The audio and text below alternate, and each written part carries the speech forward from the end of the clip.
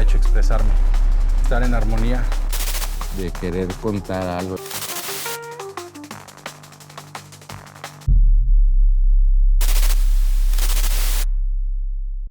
En este capítulo, Rubén Imaz vuelve la mirada a Familia Tortuga, su primera película.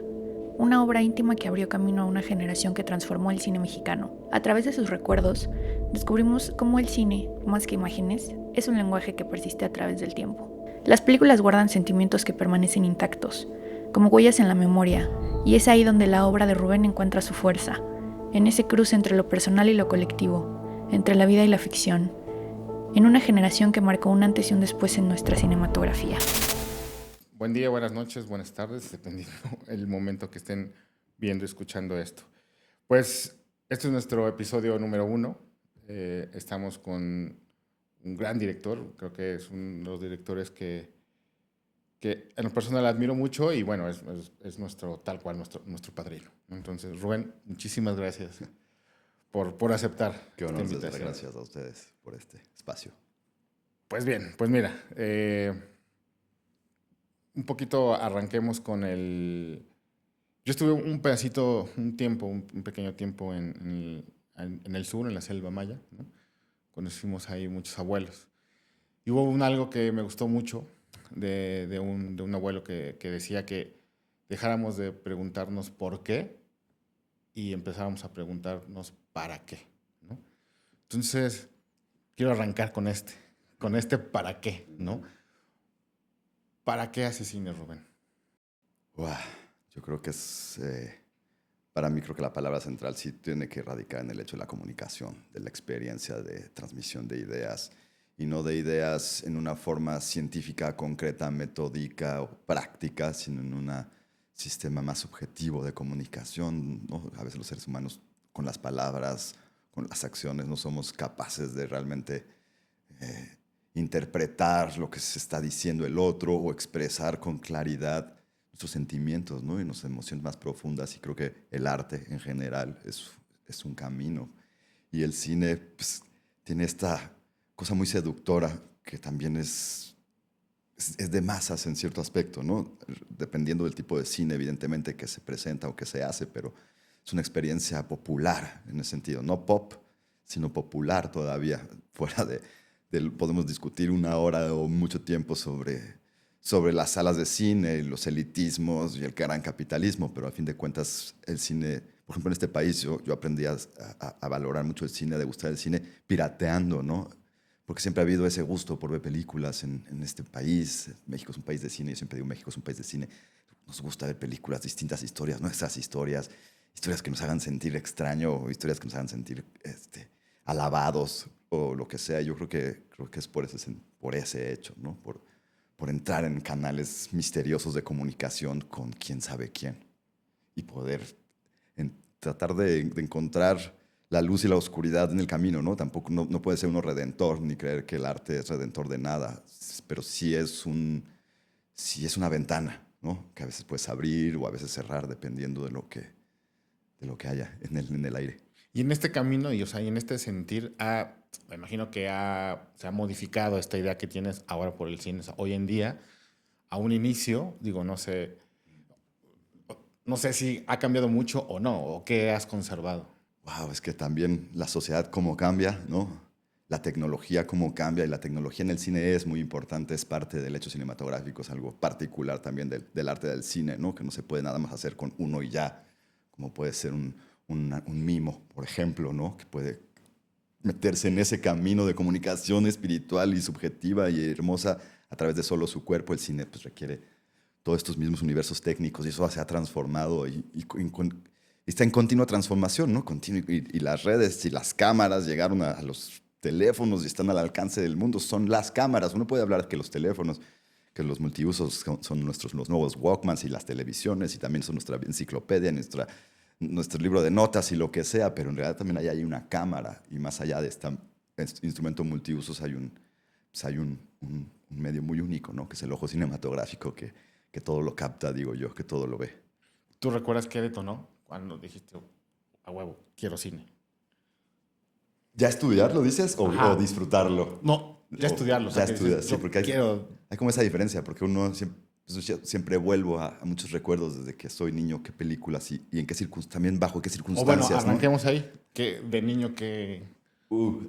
Ahí yo le agradezco siempre a mi papá, que en esa época son los 80s, al igual que tú, desde el 80, yo soy del 79, crecí en los 80s, mi infancia fue mi primer encuentro con las películas. Uno, ir a los cines, aquí al Palacio Chino, que me llevara mi mamá, lleno de gente, era como una experiencia más circense, ¿no? Ir en la noche al centro de la ciudad y meterte a ver una película y salir, ya estaban los juguetitos, ¿no? Me acuerdo de haber visto Krull, que me llevó mi mamá. No sé ni por qué me dejaron entrar, yo tendría 7 añitos y una película estás ahí de brujería, de espada, tipo Conan el Bárbaro, y la sigo teniendo aquí, y la experiencia de haber ido al Palacio Chino y tal, ok, ya cambió la experiencia, pero esa no se olvida, esa es una de las conexiones con el cine. Las otras que agradezco mucho era que en los 80s empezaron los videocassettes, ¿recuerdas? Bueno, empezaron a llegar a México con más claridad, el VHS y el Betamax, y las casas de renta, pero también el hecho de tu casa, tu videograbadora, además se llamaba grabadora, ¿no? Porque grababas las películas de la tele y me las grababa, mi papá se pasaba grabándolas en la noche y al día siguiente las podía ver. Y ahí ver películas que ni me esperaba de repente ver a mis, no sé, 11, 12 años, ver a Kurosawa y películas que le encantaban a mi papá y estar viendo Yojimbo ahí por momentos y por pedazos, y esas también son, y la relación con mi papá. Y yo creo que eso es lo que te forja, ¿no? El amor con el cine.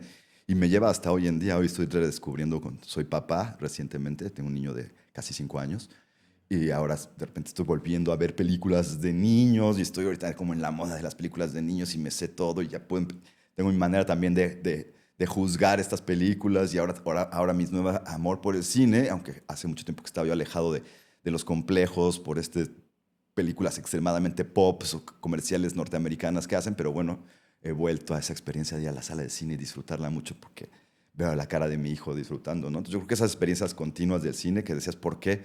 Pues porque estoy enamorado de esa experiencia, ¿no? Y hay momentos de mis relaciones personales, amores, desamores, que uno conecta con momentos cinematográficos, como la mayoría de la gente lo hace o lo hacemos con la música, ¿no? Es como muy marcada por épocas, por momentos, circunstancias. Para mí el cine siempre ha tenido así. Ahora, yendo a en qué momento ya uno decide ser cine, porque he decidido siempre ser un disfrutador del hecho cinematográfico, ¿no? Sigo viendo películas, es lo que más me gusta hacer en mi tiempo libre, ver películas, producto audiovisual también, ahora con la explosión de plataformas, ¿no? Se expande un poquito, pero yo creo que hay un momento en que uno entra a estudiar cine, pues cambia la circunstancia, ¿no? De alguna manera como que te pones una vacuna anti esta cosa. No soy solo un espectador popular y ahora soy un investigador del hecho cinematográfico y empezar a descubrir, permitirte que el cine te haga descubrir nuevos mundos, cosas que no conocías, universos, ¿no? Y creo que ahí sí ya he centrado en mi preparatoria, empezando a ver películas en la Muestra Internacional de Cine, que no, supongo que me comentabas que eras de Puebla, supongo que también llegaba por allá a la Muestra Internacional, sí, así de piloncito, y era fundamental, era un hecho anual bien importante. Yo vivía en Cuernavaca en esa época, en Cuernavaca, Morelos, y era un hecho fundamental. Entonces, ver, por ejemplo, recuerdo mucho haber visto ahí Pulp Fiction, haber visto ahí Delicatessen de repente, ir con mi hermano, estar viendo los dos Delicatessen, muertos de risa, descubriendo un mundo. Y es cuando empiezas uno a ser un poquito más intelectual al respecto, ¿no? Y ahí, así la respuesta más fina y directa que te podría dar a tu pregunta fue: recuerdo estar en un Blockbuster, era en Estados Unidos, porque por un año en mi época en la prepa estuve en Estados Unidos, en Malden, Massachusetts, muy cerquita de Boston. Y me acuerdo estar ahí en el Blockbuster viendo qué rentar y acercarme a las películas que ahí sí le llamaban art films, no como acá en México que eran las extranjeras, ¿no? Y ver esta portada de una cara de un tipo ahí pelón, con unas como ramas en la cabeza, Stalker. Y leí nada más la parte de atrás y dije, ¿qué es esto? Y esa la descubrí yo. Nunca se me va a olvidar que la descubrí yo. Busqué, me llamó la atención, leí, dije, esto es para mí. La vi yo solo en mi casa y tenía 17 años. Y descubrí, y dije, ok, esto es otra cosa. Este tipo no lo conoce nadie, solo yo. Casi yo lo encontré escondido en el Blockbuster, bastante naif, ¿no? Mi perspectiva, pero era ese con el maestro Tarkovsky. Y a ti te llegó Andrei poco más joven. A mí me llegó, creo yo que tarde, me llegó por ahí en la universidad. Y que digo, o sea, ¿por qué hasta ahora, no? Pero la universidad detona muchas cosas. Lo acabé de madurar después en la carrera de cine. Y después de terminar de estudiar cine, cuando todavía tenía más tiempo. Uno pasa el tiempo y sí es verdad que de repente el tiempo se hace más corto.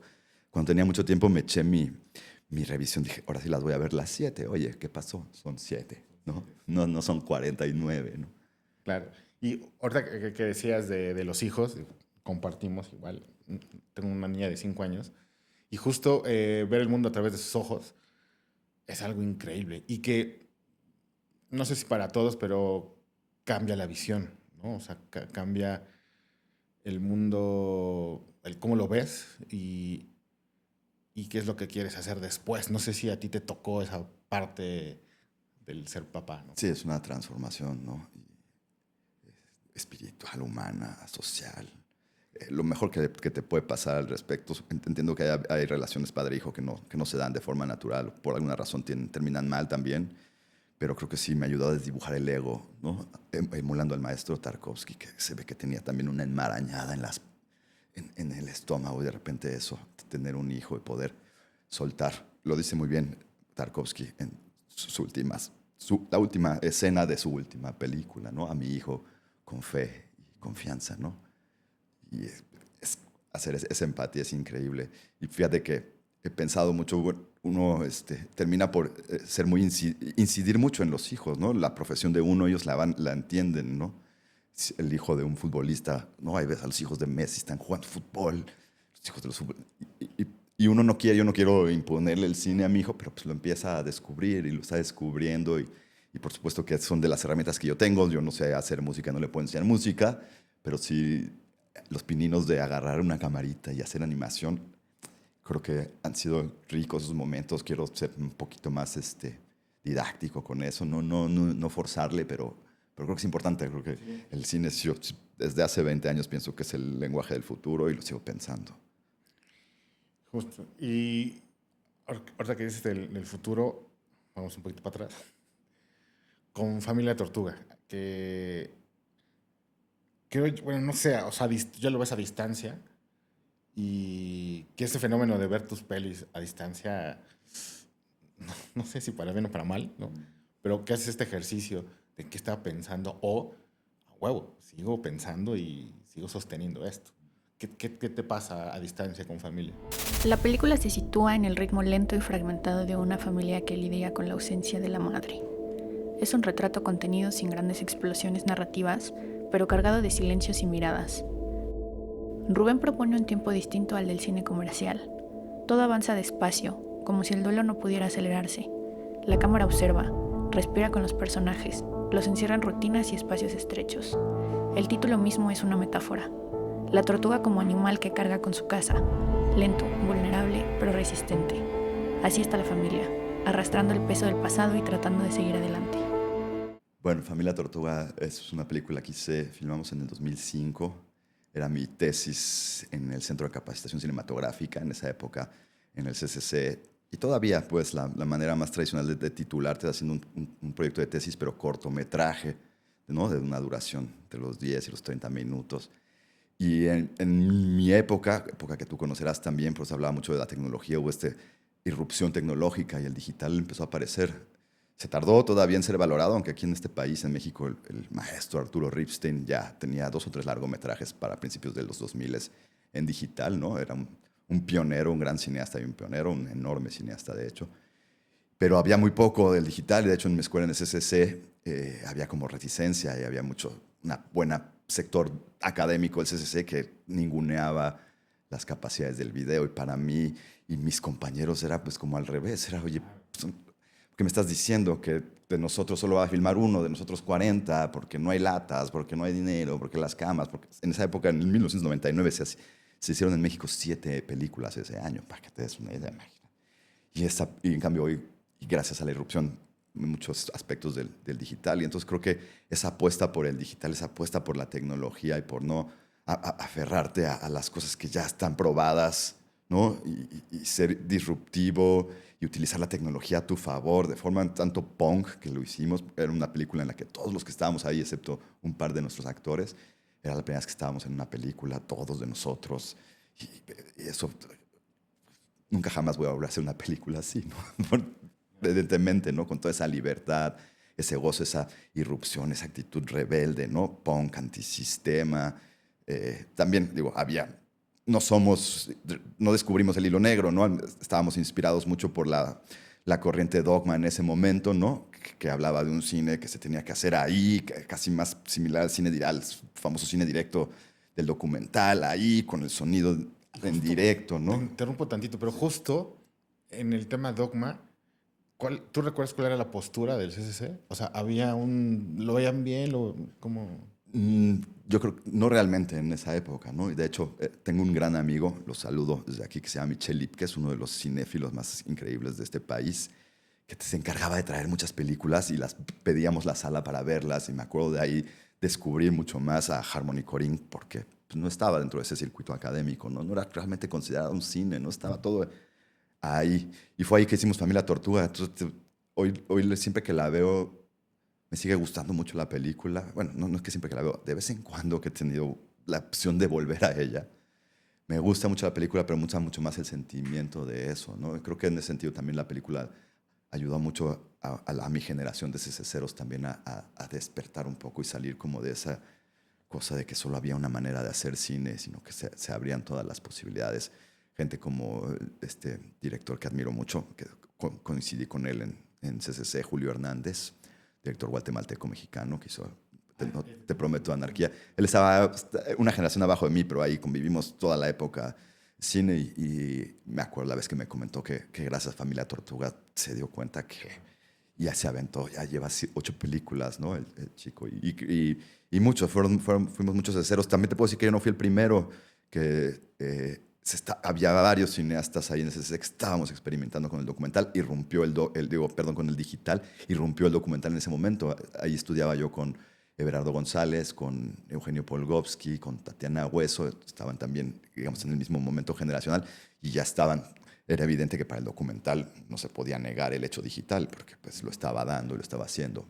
Y de ahí, era un centro de producción muy interesante. El CCC en esa época se hacía hasta escaneado de celuloide para ir el intermedio digital. Estaba en la vanguardia, y creo que era padre eso de estar en una escuela que sí estaba con ganas de echar en la vanguardia ahí. El universo de postproducción estaba ya claro que, si el soporte iba a ser celuloide, la postproducción tenía que ser ya absolutamente toda y dura en digital. Entonces, pues ahí pujamos mucho. ¿Días de rodaje? Fueron 18 días de rodaje. 18 días de rodaje. Hicimos una camarita. Modesto, no puedo decir que nada. Al estar en el CCC tuve las ventajas de tener un camión, una tramoya. Y en el CCC también te dan un cash, un efectivo para poder hacer unos gastos. Entonces, en ese sentido, un amortigüe bien. También hubo que recurrir a la última inversión familiar. Es una película que hice todavía pues, en un sistema estudiantil, ¿no? Y le hicimos con una camarita que me daba risa cuando después presentamos la película en San Sebastián en competencia internacional y tal. Con las cámaras que me hacían en las entrevistas eran una mejor cámara. Y me encantaba decirlo. Me fascinaba porque era esa cosa de que llegamos aquí sin avisar. Era una Sony... era Sony HDB, porque era HDB, ni siquiera era HD. Era todavía un formato más chiquito, Sony HD 1920 por 1080, si no me acuerdo, de píxeles. Y de hecho fui con Gerardo Barroso, el fotógrafo de la película, gran amigo y fotógrafo de varias películas ya. Fuimos ahí a Sony, a las instalaciones Sony en Santa Fe, a presentarnos, tocar la puerta, decir venimos y queremos apostar en sus cámaras. Y ellos felices nos prestaron una cámara que la cámara todavía no estaba realmente disponible comercialmente en México, nos la prestaron. Pero un juguetito. Y se hizo Data to Film, ¿no? En ese entonces. Sí, al final se hizo Data to Film. Fíjate que, ahí sí te puedo decir, tengo una copia que viene directamente del digital que se filmó en HDB, pasado a intermedio digital, trepado a HD, porque no se podía trepar todavía más, no existía ni el 2K. Y esa copia se ve muy bien, sobre todo hoy en día en proyectores muy buenos. Se ve muy bien. Y en cambio sí se hizo... porque ese era el formato de salida, con la película quedó seleccionada en San Sebastián, a través del IMCINE y del CCC y de los estudios Churubusco se logró hacer con esta impresora del CCC y revelado en Churubusco, así como una mancuerna de opciones, se logró hacer una copia en 35, la tengo en mi casa de hecho, y nunca se vio temblón, de hecho debería ser una mezcla de formatos muy, muy, muy compleja para su época. Que me imagino que en altas luces medio... cantaba ahí, ¿no? Sí, había los secretos ahí de fotógrafo, agarrar las altas luces, que fue una muy buena experiencia. Estar en el CCC y en esos momentos fue fue bien interesante. En esa época existía el FICO aquí en la Ciudad de México, el Festival Internacional de Cine Contemporáneo, en el cual este amigo que te digo, Michel Lipkes, curaba películas, invitaba y era parte del comité de selección. Y ahí empezaron a llegar películas de estos chinos contestatarios, bastante rebeldes, como Yashanke, con películas mínimas, con camaritas aquí, en medio de un sistema chino todavía bastante más duro y más cerrado, ¿no? Una sociedad mucho más cerrada, y empezaron a hacer estas películas y los invitaban para acá y podíamos platicar con ellos. Y ahí estuvimos platicando. Ahorita que preguntabas eso, fue una técnica que nos pasó, bueno, que le pasó Julie Kwai, era el fotógrafo, gran fotógrafo y también director de cine, a Gerardo en aquella época, de cómo agarrar esas altas luces y primero ganarles a las soft, solo a las altas luces, solo hacerlas soft y desaturarlas tantito, y entonces se le ayudaba un montón al problema de la alta luz. Pero si ves la película está filmada como si fuera casi documental. Hubo gente que cuando la vio me decía, llevaba 40 minutos y creía que estaba viendo un documental, y eso nos hacía sentir muy, muy bien. Y lo que sí, cuando le he enseñado, hago el ejemplo de, parece que está filmada así, al chas chas. Hoy en día se podría, estas cámaras tienen mucho más sensibilidad, no tan buena óptica, bueno, tampoco teníamos una muy buena óptica, pero ahí en esa época era muy difícil el contraste de luz. En realidad está todo iluminado, se hizo muy artesanal. Yo le pedí al Gerardo, ¿sabes qué? Yo quiero, en plan de esta libertad, quiero emular a los dogmas y a los viejos dogmas. En esa época recordaba mucho a Cassavetes, cómo anunciaba, cómo hizo su película, cómo siempre vendió que hizo su primera película. Y dije yo que es así, la Ciudad de México es mi lienzo, no tengo que gastarme en recrear locaciones, esta es la gran locación, entonces vamos a filmarla así. Y tenía esa sensación como documental, pero fue muy trabajada en realidad. Y sigues sigue esta sensación de familia a lo que haces ahorita. O sea, me refiero, todo lo que aprendiste tal vez en el tema con actores, con puesta en cámara, ¿recurres todavía o fue algo que vas modificando en cada proyecto? Sí, así como volver a ver de nuevo, ay, ¿qué hice bien ahí o qué me había equivocado? Aunque bueno, siempre la actitud punk, yo siempre quiero ser adolescente. Yo creo que la segunda adolescencia no existe, es siempre la primera. Y ahí me quedo estancado. Un poco esa actitud también para poder hacer cine, ¿no? También se necesita esa cosa Pues que creo que infantil, esa ese de sueño. generación, como dices, muy punk, ¿no? Y creo que se expandió, se sigue, o sea, ya el cine ya, ¿no? De entrada. Pero bueno, sí hay gente que va por otros caminos. Pero creo que también fue una generación que inspiró sí, muchísimo. O sea, las películas inspiraron mucho ¿no? A atreverse, a hacer. Tal vez, no sé, un fenómeno que pasó con Amores Perros, por ejemplo. Que fue de la generación, me incluyo, de, bueno, vamos a estudiar cine, o sea, vamos a hacerlo. Ahí estaba yo en la carrera, me acuerdo cuando la fui a ver y fue, ok, están cambiando las cosas, ¿no? Eso, siento que esas películas marcó a mucha gente, ¿no? Incluyo familia, o sea, también cuando lo vi entre amigos, este güey, no, está loco, o sea, qué chingón. Pero también yo decía, pero también le puede ir muy mal, o sea, era como, yo sentía que era una peli muy, muy en el filo, muy de, güey, no, ¿qué estamos viendo? Güey, apágalo, ¿no? Pero siento yo que eso también te llena, ¿no? Eso es parte. Y luego ahí es cuando yo siempre invito a la gente a expandir su cinefilia, ¿no? Porque la cinefilia, como te decía hace rato, pues puede ser muy popular y ya te quedas como con... Y ya es suficiente, ¿no? Y la gente se cree ya conocedora de cine y te pueden decir cómo tienes que acabar una película o de qué tienes que hacer la siguiente película. Pero digo, ok, es súper válida tu opinión, nada más profundiza más, hay más cine del que crees, mucho más cine del que crees. Y sorpréndete con las películas que te aparezcan por ahí, el lado escondida en el blockbuster, la que te recomendó la persona que no te gusta su criterio. Ahí creo que es bien importante, ¿no? Y digo, no lo sé, al igual esta teoría está errónea, pero mi teoría es, como veo las pelis, al menos todo tu trabajo, me imagino los guiones. O sea, no sé si tú eres de el guión formal que te enseñan en la escuela, el formato. Sé que para aplicar becas Viví y todo... toda la escuela académica de cine Exactamente. guionizado. Pero siento que de repente tus pelis no son... O sea, si pudiéramos ver algún día un guión de... No sé qué tan... ¿no? Definitivamente. De hecho, yo creo, me aviento a postular, me gusta decirlo un poco para también punzar, ¿no? Las discusiones.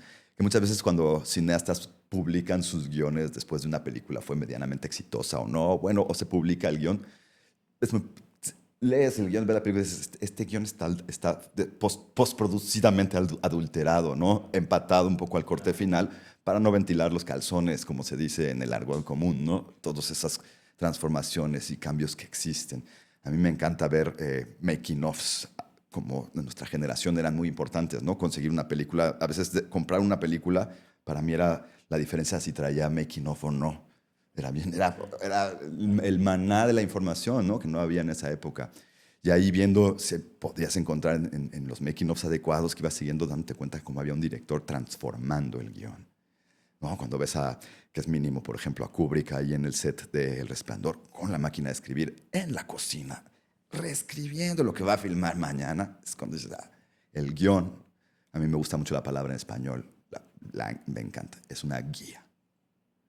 No me gusta en inglés, screenplay, es como, ok, subordinamos al cine al hecho de la dramaturgia y la llevamos a la pantalla, no, es una guía para construir. Para mí, las películas se construyen, siempre he utilizado ese término también, y se van encontrando su forma y su moldeo. Es un proceso de trabajo, no puedes, lo mismo que con un actor, tampoco puedes llegar y decirle, a partir de mañana ya eres tal. Son procesos en los que va uno entrando, no es tan sencillo, ¿no? Y eso, creo que el cine es una parte central del arte cinematográfico, es que no sabes el resultado, por ejemplo, tan directamente, ¿no? Igual alguien que escribe una novela, me imagino, pues tampoco lo sabe el resultado, ¿no? Pero el medio es único y claro. Y eres tú sentado ante una hoja de papel o el monitor en blanco y todo este marulle que tienes se transformará. Y en el cine hay toda una serie de procesos que trascienden al director en producciones que además no tenemos todo el dinero ni todo el tiempo del mundo, que son el 99.9% de las películas de todo el mundo, en este país definitivamente. Los procesos se encuentra, para mí es más un arte plástico en ese sentido, vas encontrando, moldeando, encontrando la forma, hay mucha prueba y error en el cine. También yo soy maestro de cine, muchas veces le digo a mis alumnos, recuerden un poquito, chequen algunas historias de películas que les gusten y se van a enterar que es que el primer corte, que ahora la película dura 1 hora 50, el primer corte duraba 3 horas. ¿Qué pasó en esa 1 hora 10? ¿Qué hay en esos procesos? Porque evidentemente hay un proceso de reescritura continuo, ¿no? No de reescritura literaria, pero sí reescritura cinematográfica. Entonces, también lo dice, no es un hilo negro, como te lo comenté hace rato. Woody Allen así lo manejaba. Las películas se escriben 3 veces, decía, ¿no? Es este mismo concepto. Y para mí, no sé cuántas veces se reescriben. El hecho que entiendo yo es que no termina de escribirse. Y hasta hay un punto en el que tienes que cerrar un corte final y la entregas un poco como al mundo, aunque hay muchos cineastas que luego pues, todavía la tienen en su compu y siguen ahí reescribiéndola, ¿no? Y justo este rollo de que las películas se escriben 3 veces, justo, platicando con amigos, con otros directores, a muchos les estresa el tema post, ¿no? El tema montaje. Ahí es a donde... A mí en lo personal me emociona, porque ahí es donde vuelvo a encontrar, ¿no? Qué bueno. Pero hay gente que se quiere apegar a la escritura. Sí, yo creo que es una idea errónea y falsa, como que se vende de la certeza, un director que tiene toda la certeza, entonces ya lo escribió y así es y así se va a traducir. Hay un director que así lo anunció en el mundo, se llamaba Alfred Hitchcock, y decía, mi método es así, agarro estas super historias, las transformo en el guión preciso como quiero, armo el storyboard, y decía, de hecho yo ni necesito ir al set, decía Hitchcock, ¿no?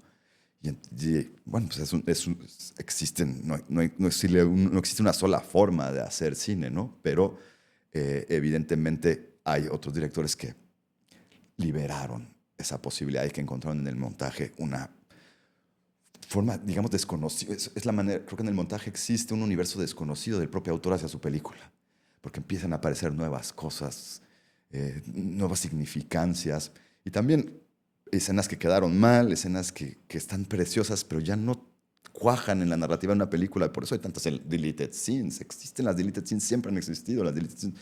Por supuesto que también existen en la literatura, ¿no? Se fue quitando hasta que el último editor dijo, ok, ya se publica. Pero no somos tan conscientes de ese proceso. En el cine es más claro que existe ese paso, ¿no? Es más evidente. Yo lo disfruto mucho y creo que hay muchos cineastas que se frustran y abandonan el universo del cine creo por no darse cuenta del poder de la edición y de la transformación. En el cine, yo soy hijo de un matemático, ¿no? Y me encanta decir como yo estudio matemáticas un poco para llevar la opuesta, porque en el cine el orden de los factores altera todo el producto, completito, en el momento. Y eso es una libertad que permite ahí el arte de montaje, ¿no? Decía Kubrick, retomando también, que un director tenía que montarse a sí mismo, ¿no? Lo cual es también todo un reto, es difícil, la distancia y el amor hacia un propio material.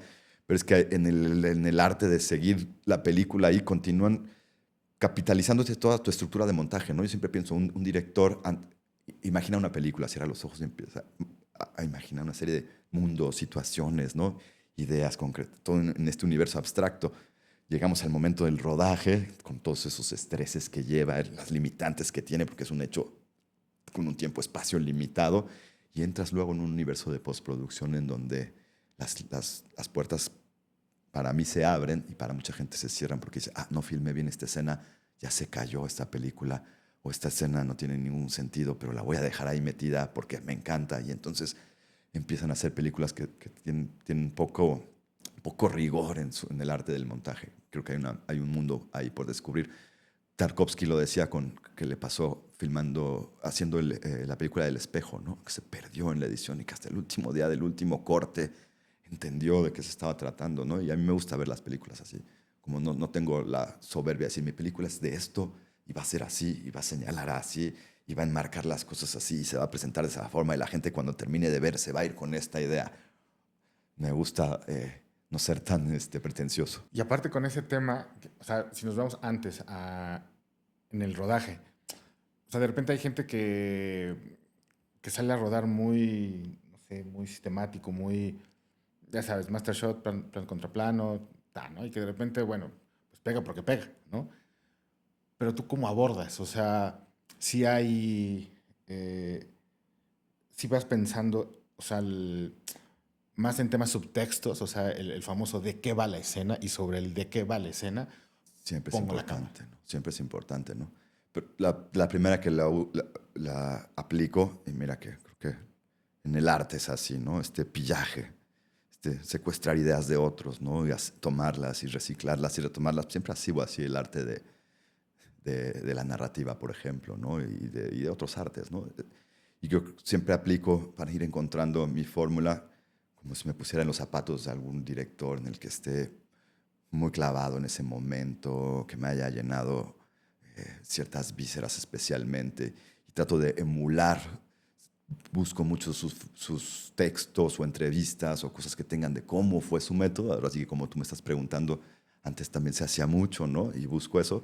Y si no, también me las invento, ¿no? Tratando de ver sus películas y entender esos códigos, cuáles fueron los códigos.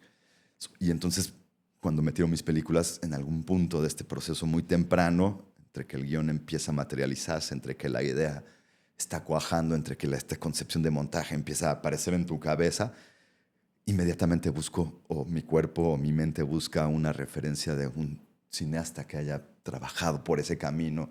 Y entonces, de alguna manera, me abre mucho las puertas del lenguaje, aceptar que ya antes hubo quienes abrieron estas puertas del lenguaje. Entonces, como te decía, si fue una Familia Tortuga, me quería mimetizar con el movimiento Dogma y emular a Cassavetes. Con mi película Tormentero dije, quiero juntar a los universos de Andrei Tarkovsky y de David Lynch y de mi propio mundo con esa pretensión y fascinación. ¿Qué te puedo decir? Ya que alguien juzgue si soy pretencioso o poeta, si lo quieres decir de esa manera, ¿no? Ya eso, pero y así como con cada película voy abordando de esa manera, ¿no? Hice otra película en codirección con mi compañera de vida y también compañera de travesuras cinematográficas, Yulene Olaizola, en la película Epitafio que hicimos en el volcán, en el Pico de Orizaba, que filmamos ahí, y evidentemente una referencia inmediata era vamos a convertirnos aquí en Herzog, ¿no? En este loco que es capaz de caminar kilómetros y kilómetros y gastarse su suela de zapato, y él cargando la cámara con la lente, la cámara que se robó, ¿no? Que dice que se robó. Esta cosa de el director es el primero que va a sufrir esta odisea de filmar una película enloquecida, que alguien te diría, no lo filmes, eso va a salir mal tu proyecto, no, pues. Y así como que esa a mí me sirve mucho. Soy muy fan de los cineastas y de sus procesos y de seguir sus procesos. Y a mis alumnos les insisto, cuando encuentren una película que les gusta, traten de buscar a ese director, porque normalmente esos directores hablan de esos procesos por aquí, por allá, por acullá. Y para mí eso es la mejor escuela que he tenido en términos intelectuales. Nada como la Rolando Calles o como una escuela, un CCC, que también te mete en un universo con compañeros muy chingones, con profesores muy chidos. Pero nada, para mí nada como que el cineasta ese que detecte algo, que me diga qué fue lo que lo movió, cómo lo encontró, ¿no? Soy más de esa, aunque me gusta mucho la que dice Herzog de yo aprendo más de las malas películas, pero no, yo creo que yo aprendo más de las buenas películas y de los directores que cuentan de alguna forma como un mago, ¿no? Te medio explica cómo hizo el truco y uno empieza a decir, bueno, a ver cómo haría yo las cartas, pero vamos empezando como con lo que ya abrieron, ¿no? Claro. Hace ya unos ayeres me tocó trabajar un año entero haciendo videohomes. Todo una odisea, una aventura. Pero justo, o sea, hay una anécdota que tenemos como ese grupito de amigos que era, el productor llegó y dijo, a ver, aquí es muy sencillo, por día se hacen 10 páginas de guión. Y nosotros, ay, cabrón, 10 páginas de guión, ¿no? Entonces, ¿y cómo se le hace, no? Entonces es muy sencillo, vas el máster y siguiente. Y da igual la escena que tengas enfrente. O sea, aquí se maquilan, se hacen palomitas, vámonos. Querías exprimir, justo lo que tú dices, o sea, queríamos exprimir, veníamos saliendo de la escuela, o sea, queríamos, exacto, esa magia, no sé. Fue una frustración terrible, o sea, esto es cine, no. ¿A ti te llegó en algún momento decir, güey, ya, o sea, no, de bajar los brazos de frustración? O sea, que todos los proyectos hay una cierta frustración, pero que te rebase. Frustración continuamente. Con ese romanticismo te lo voy a decir, cuando logras tocar un campanazo, es suficiente fuerza para trascender cantidad de piedras y obstáculos, ¿no? Supongo que es como luego un futbolista logra meter un gol con su público lleno y hay un momento que le llena y que se le va a quedar en la mente ese recuerdo, por más que luego perdieron el campeonato y perdieron 18 partidos o tal vez no. Esos pequeños momentos hacen la vida y creo que en ese sentido soy muy terco, muy aferrado, ¿no? Muy creyente de las posibilidades, de las capacidades de uno, ¿no? Yo no soy un genio cinematográfico, lo tengo seguro desde que soy chavo y por eso fui a estudiar cine, para que alguien me dijera, oye, ¿por dónde empezar? Y por eso busco en estos maestros también, muchos de esos maestros que me encantan, cineastas a lo largo de toda la historia, que se hicieron en la Rolando Calles por sus propios fueros, ¿no? También creo que el cine muchas veces encuentra a sus mejores representantes ahí en la Rolando Calles, literal, gente que viene de un mundo que no se esperaba y de repente está haciendo una película y empiezan a transformar nuestro arte, ¿no? Pero bueno, uno que viene de la escuela de cine se mete en esos universos, ¿no? De pensar el cine, reflexionarlo y tal vez hacerlo un poco más elitista a tu manera, ¿no? Así ya, yo no voy a caer en esta cosa tan popular porque yo puedo investigar desde mi punto de vista, ¿no? Las cosas. Pero tu pregunta se me pasó, la pregunta específica. Frustración, Entonces, si hay un momento que frustración te llegó. todos los días, momentos muy especiales, pronto, y de esos hay que aferrarse como clavo ardiente también. Creo que también en ese sentido me encantan las biografías y también siguiendo con biografías de pintores y músicos que la pasaron dura, ¿no? Hay algunos que logran festejar a sus 35 años y que los aclamen como los reyes del planeta, del arte. Es padre. Bueno, a lo mejor con Familia Tortuga pasé un momento similar de repente con esos 25 años con esta peliculita en San Sebastián y en Nueva York presentando la película y acá, ¿no? Es chingón, pues, está padre, qué bueno. Pero creo que también lo dice Werner Herzog, es un maestro, él no sabe que es mi maestro, pero es mi maestro, ¿no? Él decía, el cineasta se hace en los momentos de frustración, en los momentos difíciles, los momentos en que no salen las cosas, porque la mayoría de las veces en las que es complicado en este país, no hay la facilidad al tipo de historias, no hay esa gran explosión hay una forma poco riesgosa en México de continuar la cinematografía, como que hay muy poca gente que está dispuesta a salirse de ciertos moldes, ¿no? Y eso hace complicado, pero yo creo que eso, nos hacemos de cuentagotas y saber que las películas que estamos haciendo te llega a alguna persona que le fue tocante para ella y que te lo dice, parece muy romántico, pero sí es muy sanador y sí es un gran aliciente. ¿Qué es lo que hay? ¿Cuál es la verdadera y única vacuna? Yo creo en ese sentido es la fuerza de trabajo en equipo, maestro. Creo que se necesitan armar más confianza en el trabajo en equipo, la capacidad de exprimir un poco esto de los egos y de la piramidalidad y aplicar una cinematografía más horizontal, que entiendas estos trabajos en equipo. Y creo que por ahí no sé, Aparte que sí me hago bolas. en tus pelis siempre son crews pequeños, ¿no? De todo. Ahora que preguntas también, hay que venir de todo. A mí me gusta un poco el todo. Creo que tratando de hacer un pequeño resumen también de todos estos chorros que te tiro, no me gustan las ortodoxias, ¿no?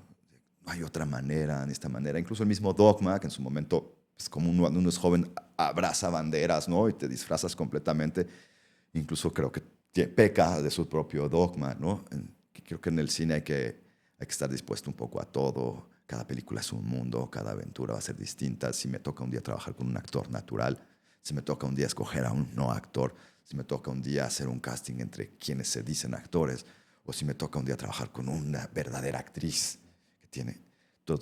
No le tengo miedo. Creo que no, esta cosa de, no, que yo soy un cineasta de este estilo, yo soy un cineasta para esto. Yo creo que voy encontrando siempre en la cinematografía la misma sorpresa con esta que te digo que puedo volver a ver Delicatessen o The Crow, mis películas ahí cuando tenía 18, 17 años, o puedo volver a ver ahora con mi hijo y enseñarle las de niños de mi época y las de niños de ahora y seguirme sorprendiendo. Yo creo que eso es básico, porque en el momento en que nos anichamos también, se mantiene esta cosa rebelde, ¿no? Orgullosa, que es muy importante, pero pues también puedes quedar como irse aislando y evaporando, ¿no? Porque el monstruo del comercio del cine pues, es muy grande. Tal. Entonces, pues creo que debemos ser pulpos los cineastas. Yo he aprendido con el cine a ser multididacta y gracias al cine ahora me puedo enfrentar a cualquier problema de la vida y tener como unas herramientas para enfrentarlo desde el lado creativo, desde el lado más pragmático, desde el lado financiero, desde el lado del equipo, desde el lado de las correctas ideas, desde el lado de una buena discusión de ideas, desde el lado de la planeación, la visualización, cuál es la solución, porque el cine me ha enseñado todo eso, ¿no? Y por ejemplo, ahorita te estoy escuchando, ¿qué pasa, no? ¿Qué no harías? O sea, que hay algo que... No sé si impuesto o que tú de repente tengas una idea y digo, no, esto no. O sea, como en general, ¿qué no harías cinematográficamente?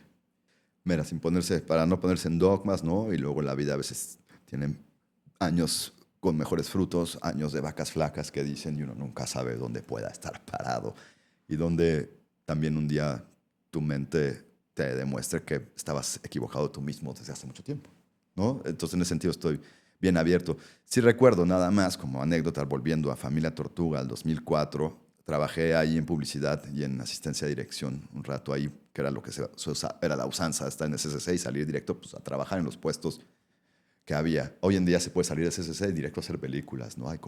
Tampoco está tan fácil, pero es mucho más posible, ¿no? Y trabajando ahí en publicidad y en algunas películas que no me sentí muy cómodo de los resultados, de cómo fui explotado, maltratado en mi trabajo. Así como mes de flaquito, hice una película en la que perdí como 7 u 8 kilos y nunca los he vuelto a recuperar. Tampoco hago tanto ejercicio, entonces sí me di cuenta que dije, no, ok, perderme no, aquí, que me exploten no, y que me chupen no. Y si además me van a chupar y me van a explotar y voy a estar trabajando para el monstruo que en ese momento como un joven contestatario veía yo evidentemente en la publicidad, todavía lo puedo seguir viendo como todas las cosas en contra que puedo manifestar como ciudadano respecto a lo que es la publicidad, aunque también entiendo y tampoco me niego a que existan, pues, pero en ese momento dije, ¿qué estoy haciendo aquí? Aquí sí. Por esa época empezó también en este cine que llegaba, este cine del siglo XXI, el señor Pedro Costa, si lo conoces, y tuve chance de estar luego por ahí en una plática de él que dio en un auditorio y escucharlo, eso me encantaba, meterme a las pláticas de alguien y escucharlo, wow. Y ahí comentaba esta cosa cuando le decía a una chica la cual le hizo una película, que no era una actriz, Wanda, hizo su película sobre ella, El cuarto de Wanda, pero antes había hecho una película donde la invitó, ella era una tipa muy junkie, la invitó a ser extra o tener un personaje como secundario en una de sus películas, y cuando ella lo vio en este estrés del cine, estaba medio autoexplotando con su película. Le dijo, oye, maestro, si sigues así te vas a morir. Qué padre esto del cine, pero tu cuerpo yo te conozco y tú te vas a chupar. Más o menos al mismo tiempo yo había hecho recién Familia Tortuga, ya había pasado como esa de no quiero estar aquí en la publicidad, me están explotando y en estas películas me están explotando y lo que es el producto no me hace sentir tan orgulloso personalmente. Entonces fue que hice Familia Tortuga, que me lancé con y cuando escuché de viva voz las palabras de Pedro Comsa, comprendí y me veía mi cuerpo y dije, claro, yo también me iba a chupar. Para mí fue un aliciente poder decir, ok, me voy a meter a este otro mundo del cine y sí, se vuelve un poco más nicho, no es tan conocido, tu cine, por desgracia, yo creo que no es por la calidad de nuestras películas, sino por los sistemas de intercambio que existen y de exhibición, pero pues ya no me estoy chupando, me estoy enriqueciendo mi cabeza. Ahí en ese punto, te confieso, César, fue que aprendí a ser productor. Productor no lo aprendí a hacer en la escuela no aprendí a ser productor, no sé si porque no lo tenía en la cabeza, en el registro, no sé si porque en el momento académico no fue bueno, no sé si porque uno como estudiante de cine no quiere saber nada de producción, es como cuando vas a la escuela y matemáticas, cero, maestro, no me hablen, háblame de deportes, no, vamos a jugar.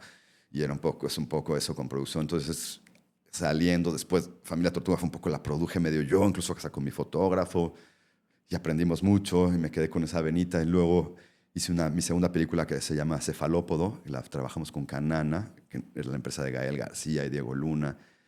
Y no sé, no encontré la sinergia, fue complicado para mí ese rodaje. Me gusta mucho esa película, tengo un cariño muy especial, pero fue complicado todo el viacrucis de esa película. Y justo acabando, entonces dije, oye, ok, no vamos a volver a donde allá nos explotan y te van a destruir el hígado. ¿Pero ahí no te gustó por cuestión creativa? Sí, ese punto, ¿no? Hacia dónde creo que tuvimos una disyuntiva ahí final, no un conflicto, pero sí visiones distintas de hacia dónde va una película que quiere uno hacer. Yo pensé que ahí ibas a hacer buenas migas, o sea, pensé que iba a haber como más...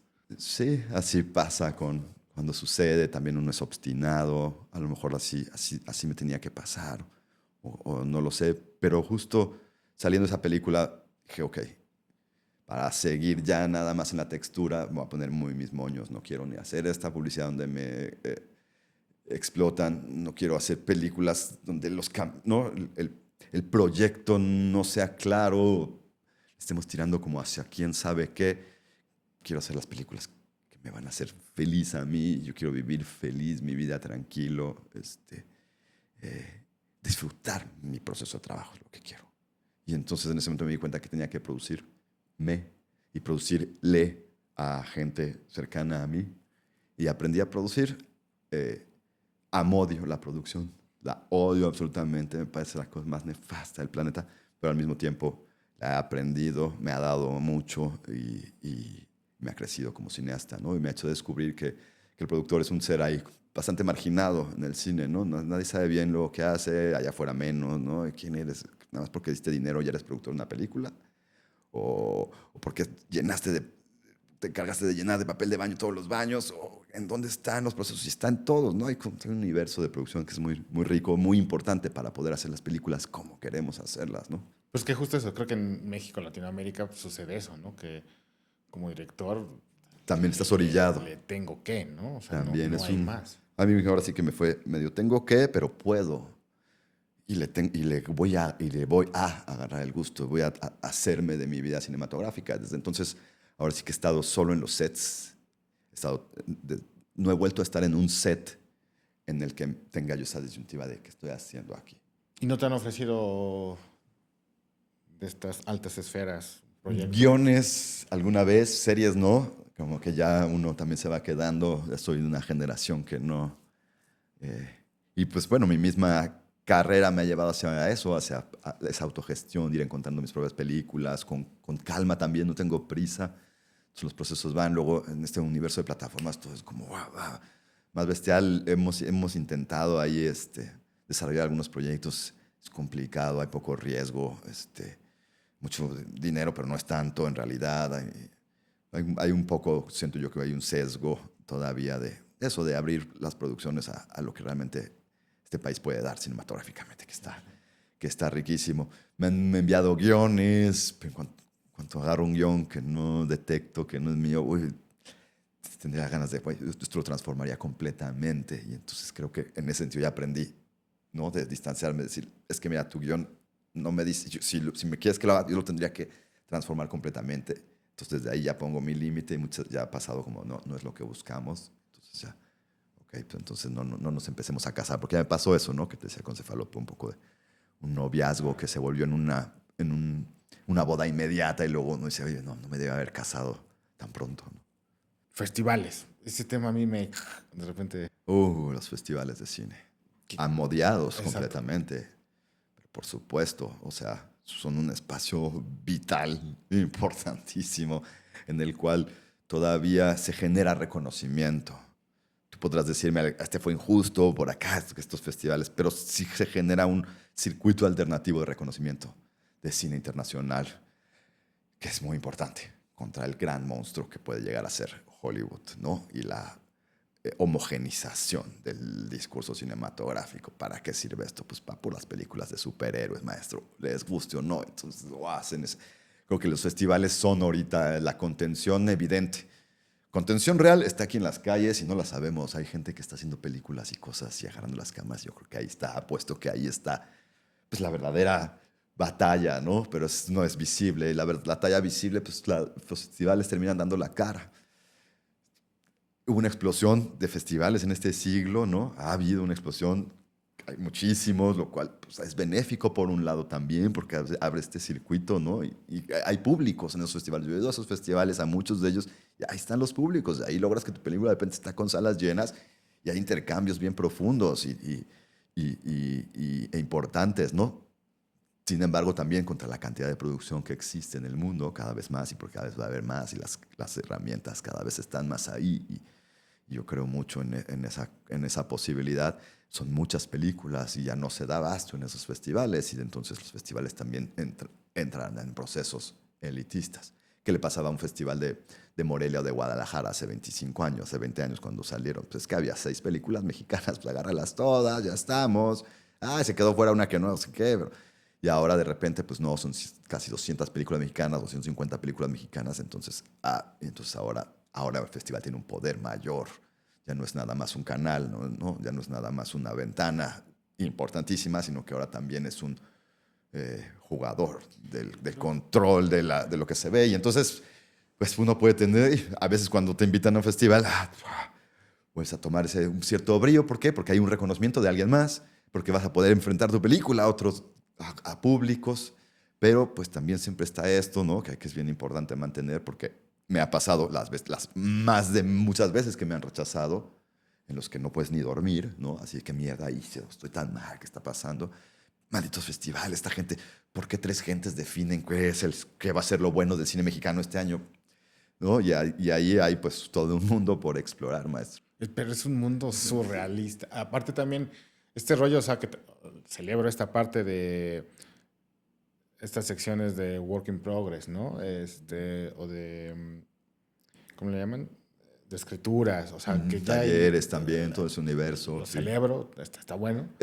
Circulan fondos en festivales también, que es importante. Eso lo celebro mucho, eso está muy bueno, pero de repente sí siento que hay, pareciera ser, igual estoy diciendo una tontería, pero pareciera ser que hay una cierta presión, ¿no? O sea, de cierta gente en festivales, que tiene que estar... Pues es que yo creo que es eso, para no juzgar, ¿no? Porque además hay tantos festivales como programadores, no hay tantos programadores como festivales, o más, o que van y los reciclan y tal, y ese es el juego, ¿no? Va a su criterio, pero te digo que cuando de repente tienen un gran poder, entonces, pues es donde ya de cada quien, y sí puede ser muy delicado, y hay acusaciones muy serias en festivales bien importantes luego, ¿no? Que es como se entra a Cannes, no sé, se pagan lanas, o quién llega ahí, o cómo se llega a través de... No cualquiera puede llegar y mandar a un festival, o tienen 200 películas, y ya es que me van a poner mi película hasta abajo. Bueno, hago referencia a cuando enviábamos en Blu-rays o DVDs, pero bueno, ahora es digital y tal, y entonces eso a la persona del festival le da un poder, y cuando en este ser humano tiene un poder, lo empieza a ejercer, ¿no? Y entonces estamos jugando a su criterio, y es muy rápido que un gran poder lleve a un mal criterio, ¿no? O a un criterio sesgado, un criterio que no cumple, ¿no? De repente, efectivamente, grupos de europeos están juzgando cuál es el cine latinoamericano importante, y lo tenemos que acatar de alguna forma, es triste, es duro, ¿no? Es parte de ese juego. Sí, por eso es importante, cada que aparece un nuevo festival, yo digo que venga y que circule y que dinamice este espacio, porque sí se pueden volver circuitos de poder, parece de... Y es delicado, ¿no? Es delicado, pero me pongo en esos zapatos. Si yo fuera programador, hace 20 años, me llegan 5 películas, no tengo problema, muchachos, vamos viva el nuevo cine mexicano.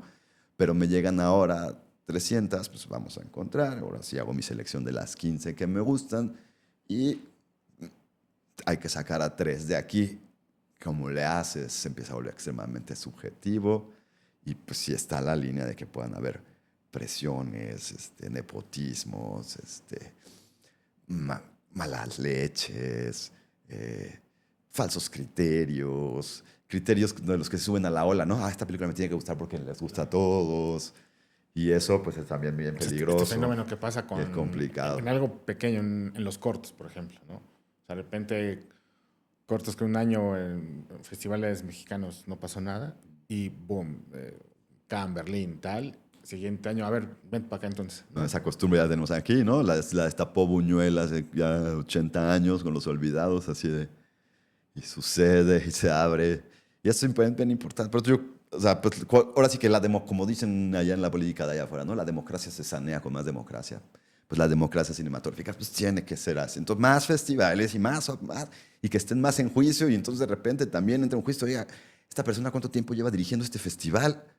Pues eso ya no es democracia, eso ya es una especie de tiranía y ya es un sesgo, porque así nos pasa a todos los seres humanos, o como ha hecho para mantener su apertura democrática, su inclusión y su capacidad de ver todos los cines y de asumir esa responsabilidad de decir, vamos a curar todo este cine mexicano y vamos a escoger estas, y una gran responsabilidad. Y entonces, pues sí está en entredicho y hay que estar nosotros también. Yo conozco muchos cineastas que no tienen miedo a hablar luego sobre... señalar a festivales que empiezan a caer luego en ciertas prácticas como estas de demasiado tiempo, porque los festivales no son de las personas, ¿no? Se vuelven, sí, pues podrán ser una apuesta privada en el caso de varios festivales de este país, otros una apuesta pública, pero no porque sean públicas, estos son del pueblo mexicano, y porque sean privadas, entonces son estos privados. Creo que en realidad son nuestras fiestas, son las fiestas de la democracia, del cine, que creo que hay que atacarlas, ponerlas en el ojo, criticarlas cuando ellas también no, que justo al cineasta le da miedo, pues ya hay pocos estos festivales, no puedo decir nada porque ellos deciden si mi cine se ve o no se ve. Entonces, pues este miedo es duro porque sí se ejerce, está vivo, es así somos los seres humanos, ¿no? Lo más reciente de Rubén, Canción que quema, un documental codirigido por Rubén Imaz, Yulenio Laizola y Luis Flores Rábago, acompaña el proceso creativo de la banda mexicana de rock San Pascualito Rey, mientras graban su cuarto álbum. La cinta captura tensiones internas, conflictos emocionales y la historia íntima de una agrupación que atraviesa uno de sus momentos más críticos. Y justo hablando del futuro, ya para ir terminando, inteligencia artificial, ¿qué postura, qué criterio, qué tienes ahí? Pues mira, en el aspecto cinematográfico no me ha tocado tanto intervenir. Entiendo muchas de las preocupaciones, la central que soltó la SAC, los actores el año pasado respecto a esta cosa de que no era tanto la inteligencia artificial, pero al mantener como la personaje ahí al alcance de cualquier inteligencia artificial que pague su dueño la suficiente lana para utilizarte y seguirte utilizando a posteridad, ¿no? Sí me parece muy perverso, sí me parece tremendo. Y empecé a pensar, ¿de verdad vamos a suponer que esta humanidad logra vivir otros 300 años? Esperemos, ¿no? Y entonces de repente van a seguir viendo las películas de Denzel Washington porque siguen recreando, porque ya es como un dios, entonces ya no se vale que actúen otros. Se entran unas cosas de ciencia ficción muy interesantes, muy escandalosas, bien tenebrosas, que va a haber que estar bien pendientes, ¿no?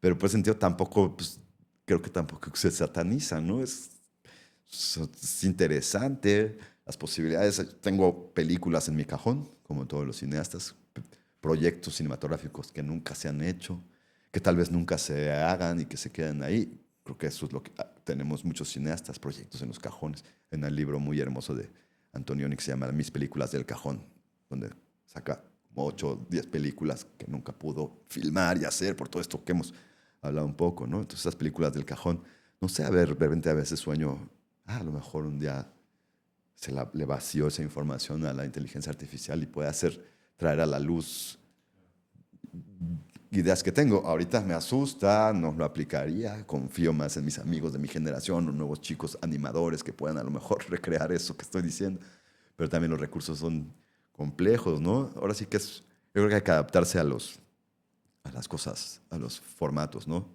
También se me ha antojado últimamente con estas historias que no he podido filmar por distintas situaciones, son muy grandes, complicadas, difícil que hasta yo mismo crea en mí para hacerlas, tal vez, en hacerlo en audio, ¿no? En volver a esta cosa de la radionovela y contar ahí. Creo que está abierta la posibilidad. Yo creo que no me da miedo la IA, y lo que me da miedo es el ser humano y lo que va a hacer con ella y cómo pueden usar, como agarrar a Denzel Washington por 300 años, ¿no? O Amor, ¿quién era? Creo que es ¿cómo se llama? El que hace la voz de Darth Vader. Es el James Earl Jones, ¿no? Él ya está vendido, creo. No entendí, no recuerdo si es él. Ya su voz, su ser, entonces ya quien lo quiera comprar y recrear, que no es necesariamente eso la IA, pero la IA es que lo facilita todo, ¿no? Ese es un poco el punto, porque... Entonces, no sé, ¿tú qué piensas? A ver, te entrevisto yo, ¿tú qué piensas de la IA? A ver. Esa es complicada. O sea, esa todavía no la alcanzo a bajar. Por un lado, hoy en día me da miedo. Un poco, te puedo decir que un poco injusto, que hay que regular muchas cosas todavía. O sea, desde un tema de guión hasta tema de imagen. La verosimilitud, ¿no? También, Exacto. ¿no? Y de repente, al igual y hoy siento cosas sin alma. O sea, estéticamente pulcros, tal. Yo siempre busco una imagen más sucia, más tal, ¿no? O sea, cosas mías. No sé, o sea, sé que ya lo pueden emular, pero el alma no la tiene todavía. Pensando en producción, bueno. Es interesante eso que dices. A veces pienso que una de las herramientas que me ha dado el cine, muy, muy, muy cañón, es cuando yo veo cualquier representación audiovisual, o sea, un comercial, un sketch, un noticiero, tipo dante las noticias. Es un hecho cinematográfico en sí, en un punto. Hay una cámara, hay un interlocutor que está queriendo dar un discurso o comunicarme una información. Y con el cine uno se vuelve experto en, este actor no le creo. Están utilizando el lenguaje, están utilizando a Kuleshov para quererme vender una idea y empiezas a detectar mucha falsedad que luego me doy cuenta en gente que no tiene mi estudio cinematográfico o este ojo que yo me he entrenado, ojo y oído y sensibilidad cinematográfica, que se la cree y se la cree y se la cree y se la cree. Y siempre he creído o los cineastas creo que estamos invitados a ser como detectives en ese sentido. Y creo que a lo mejor ahora con la IA podría ser que el cineasta, como los peritos de video, ¿no? Un poco va a ser difícil, va a haber peritos, supongo, digitales que podrán seguirle el trace a algún producto para saber si este video es real o no, pero también habrá los que lo logren esconder y todo, y a lo mejor va a tener que venir la sensibilidad de un cineasta o alguien con la sensibilidad que tiene un cineasta que tenemos para poder medir en dónde hay una sensación que se genera artificialmente, ¿no? Supongo que... Sí, y aparte que... pienso. Y en todos los campos, o sea, desde guión, el tema foto, ¿no? Correcto. Post. Correcto. Más allá de que le digas a una misma AI, averígame si este guión está escrito por AI y debería de poderlo descifrar si todo está legal y abierto, pero desde que nació el Internet sabemos que el 90% del Internet no está legal y abierto, está quién sabe dónde, donde cada quien entra. Bueno, entonces yo creo que a lo mejor, no sé. O sea, no negado, pero... Hay que ser bien cautos, bien observadores, hay que seguir entrenando a la sensibilidad humana y a la creatividad humana. Por eso digo que a mi hijo sí le voy a enseñar cómo se hace una... Ya hemos hecho con su jack, hemos hecho sus movimientos y con algunas plastilinas. No lo voy a bombardear, pero creo que sí es bien importante detectar lo que es la creación, el crear una imagen cinematográfica y luego recibirla y poderla leer, ¿no? Y medirla con la justicia que cada quien lo quiera medir, pero sí medirla, porque si no tenemos cómo medirla, entonces vamos a empezar a tragar el planeta entero, ¿no? Y ahora sí van a venir generaciones en las que les vamos a enseñar unas imágenes aparentemente generadas en no sé dónde, donde efectivamente hay saltamontes en la luna y entonces podemos empezar a perder el juicio muy prontamente, ¿no? Ok. Y justo para terminar, ya el tema muy apocalíptico y cursi. Si este mundo se nos va y le tuviéramos que dejar 2 regalos, 2 películas, ¿qué pelis le dejamos a este planeta?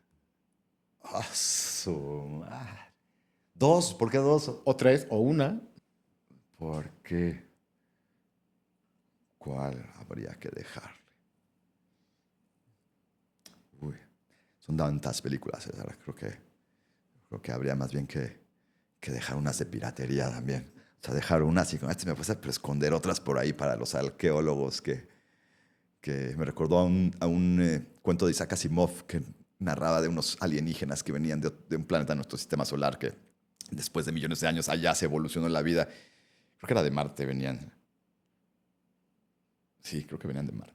Ya no me acuerdo. Y venían a la Tierra y lo único que encontraban eran unas latas de Walt Disney. Y veían los dibujos animados. Y entonces empezaban a alucinar, era hermoso. Empezaban a alucinar con que es como vivían los humanos, pues vivían en 2 dimensiones, decían. Y tal, y era pues, como que muy hermoso. Creo que en ese sentido sería más prudente que encontraran lo casual, algo que no estuviera prediseñado. ¿Qué voy yo a...? Porque si me preguntas, pues les digo, llévense Stalker y ya está, pues. No sé. Y ya es suficiente, hay mucha filosofía, hay mucha cinematografía, hay misticismo, hay mucho viaje sensorial, ¿no? Hay un universo tiempo espacial cinematográfico hermoso que habla del arte cinematográfico, pero habla también de la profundidad de la humanidad. Habla mucho de los conflictos del siglo XX. Yo soy nacido en el siglo XX y habla mucho del ser humano del siglo XX, que aunque haya sido el siglo XX, quedó atrás, es el que está resonando ahorita. Este es el producto de ese. Ahora los chavos reformularán y están reformulando y transformarán las décadas que siguen, pero creo que somos les Entonces, en este momento me gusta. La dejaría ahí, si hay que mandarla al espacio, mandaría Stalker de Andrei Tarkovsky. Aunque seguro la recibirían la gente de Júpiter y dirían, órale, Pero ese ejercicio... eran los humanos, la gente muy especial lograba ser telépata, ¿no? Pero pues bueno, sí, de alguna forma somos telépatas en el arte del cinema, de la cinematografía. Se juega con esos, me gusta jugar con esas cosas, ¿no? Por eso te digo, yo soy hijo de científicos, de un mundo mucho más regulado por normas. Y a mí lo que me encanta de haber descubierto el cine es que las normas ahí se rompen y no existen. Es como generar una realidad alterna, ¿no? Una otra dimensión en el momento en que empieza una imagen cinematográfica a cobrar su tiempo y su espacio. Pues Rubén, muchísimas gracias. Muchísimas gracias. Gracias a ti. Que los proyectos que vengan sean muy chingones y también que sé que inspiras a mucha gente, ¿no? A muchos alumnos, a mucha gente que ha pasado por ti y mucho crew, también lo sé, que siempre hay muy buenas palabras de ti, ¿no? Entonces, güey, pues muchas gracias. Creo que lo aprendí de mi maestra María Novaro, que me enseñó en SCC, y era un poco cómo enfrentar también este siglo, nosotros que venimos del siglo pasado, y creo que hay algo de esa relajación del super yo y compartir. Creo que creo que estamos más demandados a compartir experiencias, a compartir posibilidades y a permitir que otros florezcan, porque si no se nos puede ir el planeta, ¿no? En 2 segunditos. Y creo que me parece fundamental y creo que, insisto, el arte del cine es un arte invitativo a eso. Puede invitar justo a la pirámide más absoluta y al fascismo más claro. Hay películas que son extremadamente fascistas, no solo en su discurso, sino en su forma. Y no solo en su discurso y en su forma, sino en su proceso de cómo se hicieron, ¿no? Y creo que la solución está en que importa mucho más el otro ahora sí. Y los otros y los que vienen y los que están y compartir las experiencias y poder hacer este cine que le dé la vuelta y que contenga a la IA y que le siga pintando la cara a Hollywood y siga reinventando y sorprendiéndonos. Ya, me callo. No. Créeme que vamos a hacer una segunda invitación porque sí ha quedado cositas ahí. Les mando a unos cuantos. No, pero estaría chingón también de repente, o sea, invitarte y también traer, no sé, un actor, otro director, como para empezar a contrastar, empezar a pelotear. Pues sí, sí. Te lo agradezco, Rubén. Muchísimas gracias. Yo agradezco a ti el espacio y el ímpetu que muestras en mi cine. Y de verdad que eso conmueve. Y preguntabas al principio, ¿para qué? Pues es para eso, para podernos contactar y tocar humanamente, que es lo que hace falta. Gracias, Rubén. Gracias a ti.